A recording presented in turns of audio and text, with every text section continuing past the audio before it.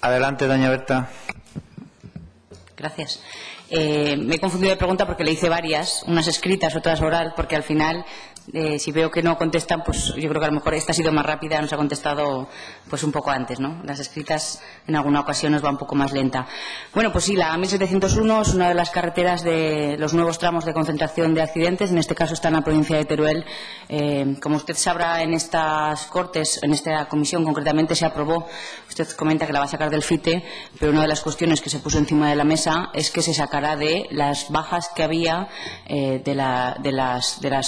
de las contrataciones para carreteras y de hecho se aprobó aquí por unanimidad. Yo creo que bueno, que usted estuvo en octubre del 2015, además el octubre pasado, visitando el territorio y aseguró pues que tanto una que era la A228 entre Gúdar y Camarillas como la A1701 un compromiso de poderlas plantear, sobre todo por el eje vertebrador de esas comarcas, porque vuelvo a reiterar el tema del turismo. Al final esta carretera es la puerta de entrada del turismo de Castellón y pues la verdad que la imagen de Aragón con esta carretera pues no es muy agradable, y siendo además, como digo, un nuevo tramo de concentración de accidentes que está demostrando que eso es así.